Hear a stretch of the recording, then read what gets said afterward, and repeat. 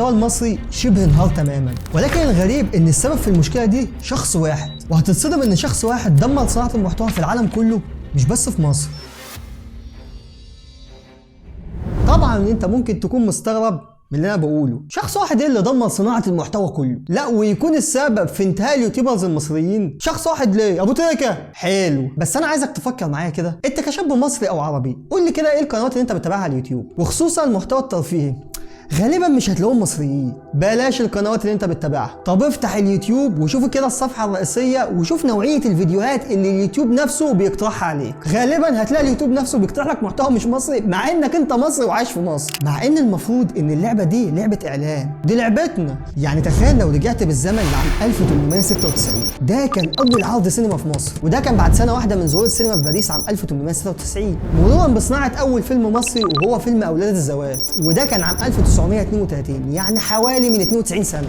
ومن وقتها ومصر مسيطرة على الإعلام بالكامل، واليوتيوب هو الإعلام الحديث. طب ليه بقى حصل الانهيار ده؟ مع إن عندنا خبرة كبيرة جدا في الإعلام، والسبب في انهيار المحتوى المصري وصناعة المحتوى في العالم هو الشخص المستفز ده، مستر بيست. ولو ما تعرفش مستر بيست فده صاحب أشهر قناة على اليوتيوب. الشخص ده هو اللي مسيطر على المحتوى، حرفيا مجنن خوارزميات اليوتيوب، وده اللي هتلاقيه في محتواه اللي كله ليه علاقة بالأرقام اللي تخض. يعني لو فكرت تفتح قناته 800,000 دولار، 250 مليون دولار، 10 مليون دولار، 100 مليون دولار، 100 مليون دولار في 70 جنيه، ايه الرقم ده يا ابن المجنونه؟ وده غير مشاهداته اللي بالملايين، وده اللي خلى اليوتيوبرز التقال في الوطن العربي كله مشي ورا الترند ده. فهتلاقي واحد زي ابو فله اتحول من انه شخص بيعمل فيديوهات جيمنج لشخص بيعمل تحديات على خطى مستر بيست، والموضوع نجح معاه. وطبقا لمقوله قلد النجاح تنجح، ابو فله سيطر على المحتوى العربي. بس المشكله ان النوعيه دي من الفيديوهات رفعت سقف التوقعات بالنسبه للمشاهدين بشكل كبير جدا، وده اللي هيوصلنا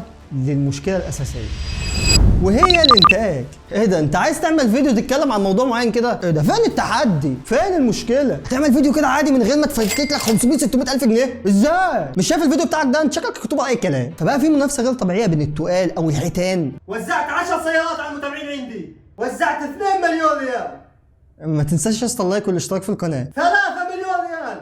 فعلت الجرس. فتخيل ان المنافسه كلها بقت في النوع ده من التحديات والفيديوهات، وده رجع اليوتيوب لنفس المصيبه اللي هو خايف منها، وهو الثقب الاسود اللي هيؤدي الى انهيار اليوتيوب بالكامل، وده اللي اليوتيوب بقاله 5 سنين بيحاول يهرب منه، وهوضح لك دلوقتي. بس يا اسطى عايزك تعرف حاجه مهمه، ان قوه اليوتيوب قائمه على عمليه اتنين، الاول تنوع المحتوى، والتاني حريه المشاهد في انه يختار هو عايز يتفرج على ايه، لان هو اللي بيختار يتفرج على الفيديو مش زي التيك توك. نرجع بقى للعامل الاول اللي هو المحتوى. في جمله شهيره بتتقال لو انت عايز تنجح في اليوتيوب، وهي المحتوى هو الملك. يعني مهما كانت امكانياتك ضعيفه بس بتقدم محتوى اسطوري هتنجح على اليوتيوب. لكن دلوقتي مفيش الكلام ده، بقت المنافسه صعبه جدا، وده لانها قايمه على الفلوس. كل ما كان الانتاج على الفيديو ضخم كل ما الفيديو ده حقق نجاح، وده اللي ادى الى انهيار المحتوى المصري. ما هو لما شخص يعمل فيديو تعب فيه جدا، من كتابه للفيديو لتصوير لمونتاج، يعني فيديو متكلف جدا. فلوس؟ فلوس يا اخويا، احنا على الجنط. اقصد فيديو متكلف مجهود، ده ممكن يقعد على الفيديو ده اسبوع كامل وفجأة ما يلاقيش مشاهدات خالص، فطبيعي هيوقف صناعة المحتوى على اليوتيوب وهيروح للتيك توك، لأنه 20 ثانية وبأقل الإمكانيات ممكن تجيب له على التيك توك مشاهدات بالملايين. المشكلة دي خلت آلاف من صناع المحتوى ما تفكرش تنزل محتوى على اليوتيوب، لأنك مهما تعبت في الفيديو مش هيحقق نجاح. وعايزك تفكر معايا كده، آخر سنتين كم مشهور ظهر على الساحة؟ كتير قوي، صح؟ تمام، وفي منهم اللي بيقدم محتوى اسطوري. اهو المشاهير دول كلهم هتلاقيهم اتشهروا في التيك توك مش اليوتيوب، وده هو بقى الثقب الاسود اللي اليوتيوب خاف منه. لان المشكله مش في نجاح التيك توك، لا المشكله في نجاح التيك توك وصعوبه اليوتيوب. مش مجمع صح؟ ايه اللي دخل التيك توك في انهيار صناعه المحتوى على اليوتيوب؟ هقول لك بس ركز معايا. تعالى بقى نرجع لصناعة المحتوى. فاكر لما قلت لك ايه هي قوة اليوتيوب؟ العاملين، وكان رقم واحد هو المحتوى. يعني قوة اليوتيوب في ان هو عنده صناع محتوى كتير جدا. يعني احنا لو شلنا صناع المحتوى دول ايه اللي هيحصل؟ بالظبط هينهار اليوتيوب بالكامل، وهو ده الشبح اللي بيطارد اليوتيوب من 5 سنين. كل صناع المحتوى راحوا للتيك توك، وده لانهم لقوا مقابل للمجهود اللي هم بيعملوه، واللي هو ما يجيش 10% من المجهود اللي هم بيعملوه لفيديو واحد على اليوتيوب. فالتيك توك سرق صناع المحتوى من اليوتيوب. وبعدين في الصين ابن يعني تخيل شخص على التيك توك من 3 شهور فجأة بقى مشهور. ده انا في 3 شهور على اليوتيوب 300 مشترك. هو مفيش غير حل واحد.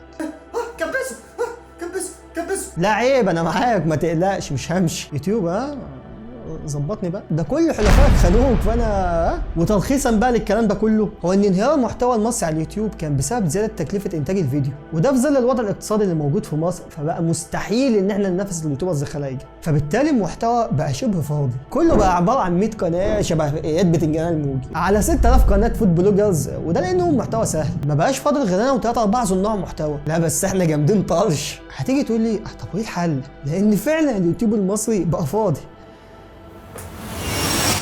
والله دي مشكلة صعبة جدا فوق ما تتخيل. احنا بنتكلم عن مشكلة هتؤدي الى انهيار منصة بحجم اليوتيوب. شوف انت زمان كنت بتقعد على اليوتيوب كام ساعة في اليوم، وشوف دلوقتي هتلاقي في ايام انت ما بتفتحش فيها اليوتيوب اصلا. وللاسف المرة دي الحل مش في ايد المنصة، لان زي ما قلت لك في الاول ان قوة اليوتيوب كانت في المحتوى وفي حرية المستخدم في انه يختار الفيديو اللي يتفرج عليه. ومع تحول اشهر اليوتيوبرز للتحديات اللي هي بتاعة الفلوس، بقى المستخدم هو نفسه اللي بيختار ان هو يتفرج على النوعية دي من الفيديوهات. فلو اليوتيوب اقترح فيديو كويس فغالبا المستخدم مش هيختار يتفرج على الفيديو ده، فخوارزمية اليوتيوب هتفتكر ان ده فيديو وحش جدا وبالتالي مش هتقترحه تاني، فهتلاقي كل الفيديوهات بقت شبه بعض، فيديوهات تحديات وفيديوهات تريقه مستفزه وفود بلوجرز. فاليوتيوب بقى حكر على كام يوتيوبر مشهور كده وخلاص، والابداع اختفى من اليوتيوب بسبب المشكله دي. وده اللي قاله اكبر صانع محتوى في الشرق الاوسط ابو فله، لما قال ان هو بيقلد مستر بيست وانه مش راضي اصلا على المحتوى اللي هو بيقدمه، وفتح قناه جيمنج عشان يقدم فيها المحتوى اللي هو بيحبه.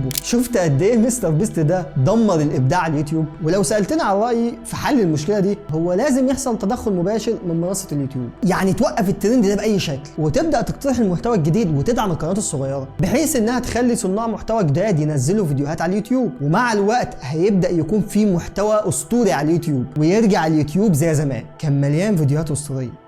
قول كده انت عايز اليوتيوب يدعم القنوات الصغيره عشان انت قناتك صغيره؟ لا يا عم، انا عندي قناه فيها اكتر من 130,000 مشترك، بس انا متضايق جدا ان الاعلام الجديد احنا مش مسيطرين عليه. ومن حقي اسال، احنا ليه مش رواد صناعه المحتوى مع اننا عندنا خبره جباره في الاعلام؟ ليه احنا ما عندناش اي بصمه في الاعلام الجديد؟ دول زي الامارات والسعوديه بتدعم صناعه المحتوى ده بشكل ضخم جدا وبتستثمر فيه فلوس ملايين الدولارات. دوله زي الامارات فيها اكبر صناع محتوى في العالم، وده لانهم عارفين ان صناعه المحتوى ليها فوائد سياسيه واقتصاديه اكبر بكتير من الاعلام التقليدي.